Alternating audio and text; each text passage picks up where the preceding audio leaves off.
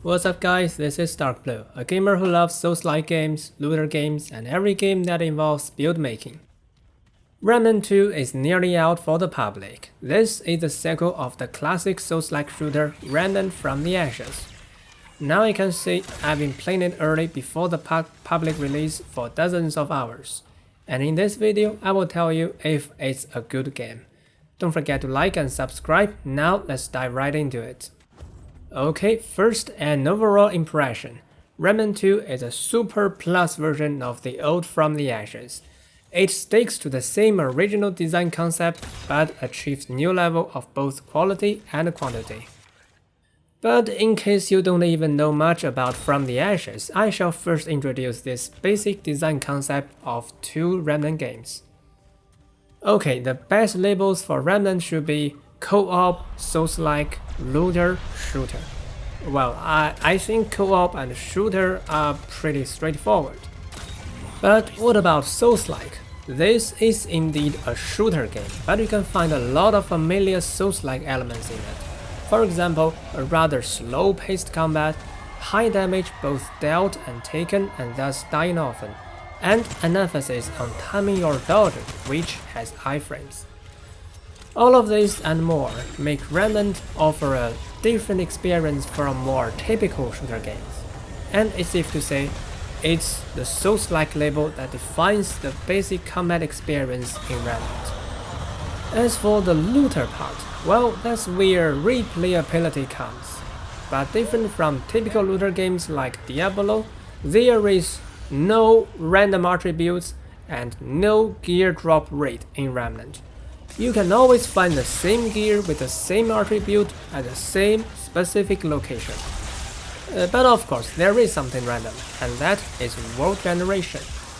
There is a thing called dungeon pool, which contains, well, around 10 dungeons each world. But in one generation, only part of them are taken into the world. This means whether you can find that specific location or not, and where it is random. Additionally, some dungeons or events have multiple endings leading to different rewards, encouraging you to complete it multiple times.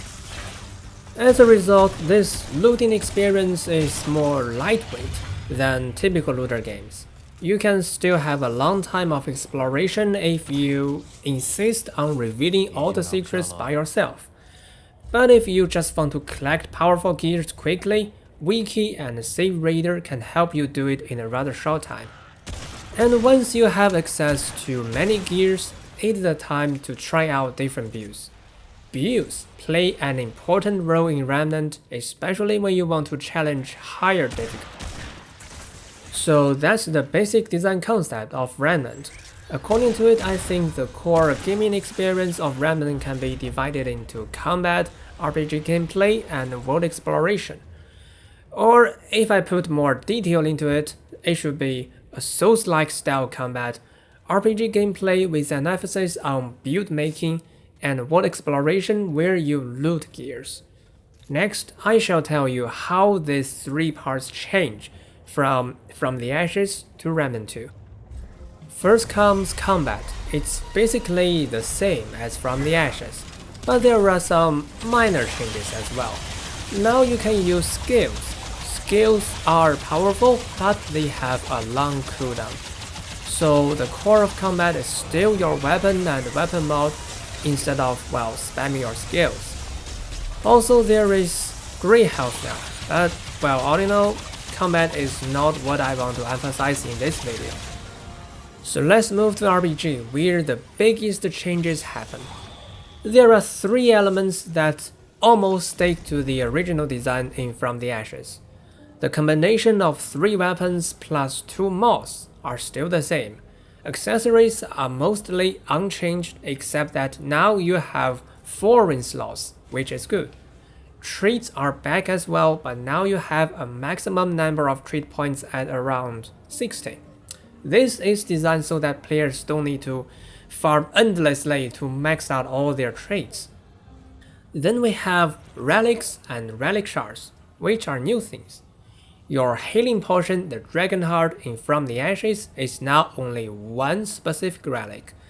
Other relics provide various effects which are not restricted to healing. As for relic shards, well, they provide barely noticeable bonuses. These bonuses are passive rather than negative for some time after you use a relic. They are really minor. I don't know if they will become more noticeable when I get better shards, but I'm already playing in hard difficulty and I don't know what to expect next. So I can say there is something new about relics, but you won't pay much attention to it in early game. Next, a good news. Now, armor set effects are no longer bounded with armors. Armors in Remnant 2 provide only the most basic defense, resistance, and weights, and they cannot even be upgraded, allowing you to choose your armors more freely and put your resources in more important places. The original armor set effects are now called mutators. The key difference is that mutators are equipped into weapons, which means you can, and in fact have to, equip different mutators on your 3 weapons. For example, you can use a one-shot weapon with Slayer Mutator and a rapid firing weapon with Momentum Mutator in the same build. This allows for more flexibility in build design, and the days of most players sticking to the few strong armor sets is now over. It's time for us to stick to the few strong mutators. And now we have a huge change: archetypes. Archetypes are something between classes and gears, different from the classes in games like, well, Destiny or Borderlands. On one hand, archetypes are essentially gears, which can be equipped at any time, and all starting archetypes can be found as you progress. On the other, archetypes focus on supporting effects like healing or move speed, or simple percentage bonuses like damage and critical chance. As a result, although I can see with confidence that each archetype is quite unique and different from the others, and archetypes are really important, they do not change your combat experience a lot. Guns and mouths are still the core of combat, and archetypes play more a role of bonuses, just like your traits and accessories. Also, I should mention that you can equip 2 archetypes, which leads to a huge number of combinations. And archetypes are not limited to the 5 starting archetypes which have been reviewed. You will find more in your playthrough. Currently, I hypothesize that there is a hidden archetype in each world, but I haven't found them all yet. In conclusion, all changes to the RPG mechanics are meant to introduce more flexibility, for which I can say I'm really happy. Lastly, let's talk about world exploration. Remnant 2 inherits the procedural world generator of From the Ashes, but makes a change to it.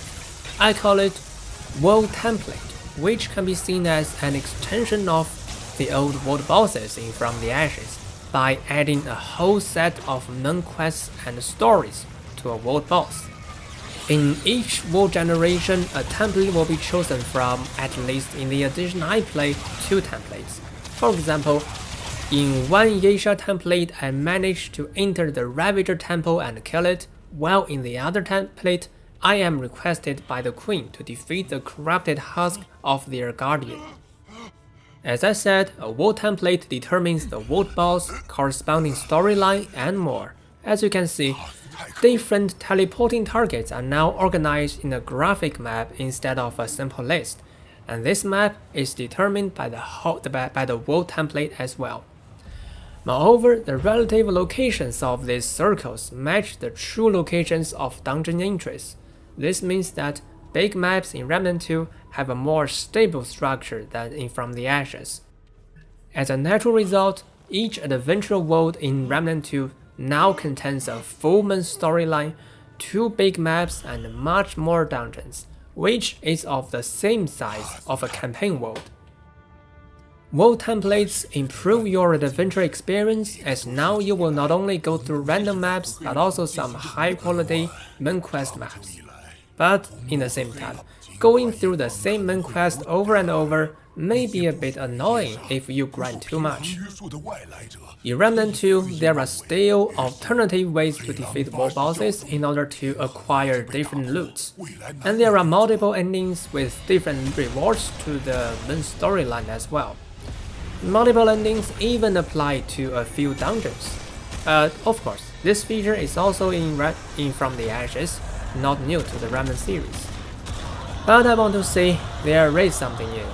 Secret locations. These are places that will not be shown in the minimap until you enter.